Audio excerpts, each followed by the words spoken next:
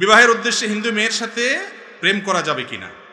আল্লাহ রাব্বুল আলামিন কোরআনে কারীমে বলেছেন, ওয়ালা আমাতুম মুমিনাতুন খায়রুম মিন মুশরিকাতিন, ঈমানদার নারী সর্বাবস্থায় মুশরিকা নারীর চাইতে উত্তম, শ্রেষ্ঠ। ইসলাম কোনো মুশরিকের সাথে বিবাহকে হালাল করে নাই, হারাম রেখেছে। তো এই জন্য কোনো মুশরিকের সাথে বিবাহ বন্ধনে আবদ্ধ হওয়া জায়েজ নাই। মুশরিককে যদি আপনি বিবাহের নিয়তে প্রেম করেন, তাহলে সেক্ষেত্রে ওই যে কোরবানের নিয়তে গরু চুরি করার মতো হবে আর কি। কোরবানের নিয়তে গরু চুরি করা বুঝুন তো, যে একজন গরু চুরি করতে গেছে, গরু চুরি করে নিয়ে আসছে, কেন? আমার নিয়ত ভালো, কোরবানের নিয়ত করে চুরি করছে, এই চুরি হালাল হবে? বিবাহ বহির্ভূত রিলেশন, সম্পর্ক হালাল না হারাম? নবী করিম সাল্লাল্লাহু আলাইহি ওয়াসাল্লাম বলেছেন, বুখারীতে এবং আবু দাউদে হাদিস বর্ণিত হয়েছে, 4টি কাজ হারাম, অথচ মানুষ সেগুলোকে কিয়ামতের আগে এক সময়, এমন একটা সময় আসবে মানুষ হালাল মনে করবে। তার ভিতরে একটা হলো এই জিনা, আল হের, জেনা, ব্যভিচার, বিবাহ বহির্ভূত সম্পর্ক। এটাকে দোষী কিছু মনে করবে না। যুবকরা এখন এটার নাম বিএফ জিএফ দিয়ে এটাকে নর্মাল করে ফেলছে, অথচ এটা আল্লাহর জমিনে সবচেয়ে বড় ডেঞ্জারাস অপরাধগুলোর মধ্যে থেকে একটা অপরাধ, হারাম, জেনা।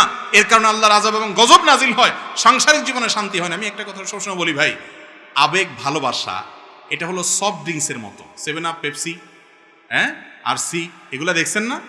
এগুলোর যে ঝাঁজ, এই ঝাঁজটা খোলার পরে কি অনেক সময় থাকে?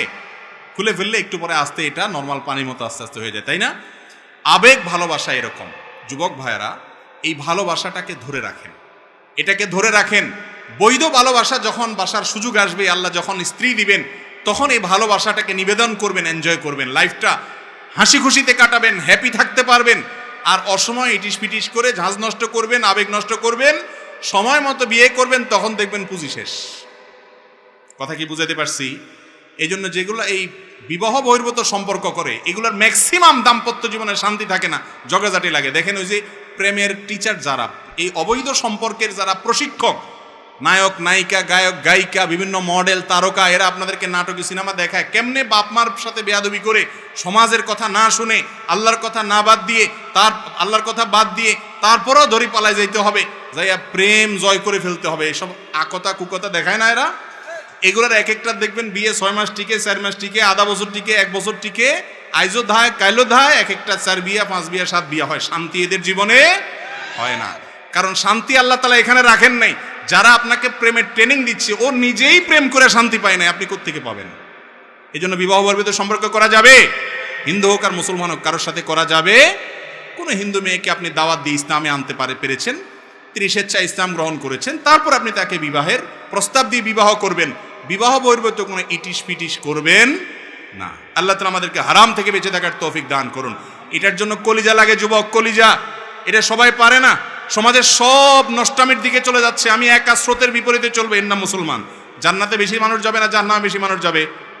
জান্নাতে বেশি লোক যাবে না জাহান্নামে বেশি লোক যাবে? জান্নাতে যাওয়া লোকের সংখ্যা কম। সব যুবক জিএফ নিয়ে ঘুরে, আপনার কোনো জিএফ থাকবে না, অপেক্ষায় থাকবেন হালাল স্ত্রীর জন্য। সবর করবেন, ধৈর্য ধারণ করবেন, নজরকে হেফাজত করবেন, সবাই একদিকে, আপনি আরেক দিকে। ইনশাআল্লাহ আরশে আজিমের নিচে কিয়ামতের দিন ছায়া পাবেন। 7 শ্রেণী মানুষ ছায়া পায়, তার মধ্যে ওই যুবক, যে যুবক তার যৌবনকে কালিমা লাগায় নিয়ে আল্লাহর ইবাদতে কাটিয়েছে। চেষ্টা করবো তো ইনশাআল্লাহ। শয়তান আমাদেরকে জাহান্নামে নিতে চায়, আমরা চ্যালেঞ্জ ছুড়ে দিব। আমরা মুত্তাকি হব, পরহেজগার হব, ভালো মানুষ হব, সৎ হব। মনে রাখবেন, অসৎ মানুষের অভাব সমাজে নাই, সৎ মানুষের অভাব আছে। যেটার অভাব সেটার দাম বেশি থাকে। আপনি দামি মানুষ হন, হারাম সম্পর্ককে না করেন। তওবা করবেন তো যুবকরা ইনশাআল্লাহ। যত রিলেশন আছে অবৈধ সবগুলোকে কাট করে দিবেন শুধু আল্লাহকে খুশি করার জন্য। সাথে সাথে দেখবেন আল্লাহর সাথে একটা রিলেশন, একটা আত্মিক সম্পর্ক হয়ে গেছে। আল্লাহ আমাদের তৌফিক দান করুন।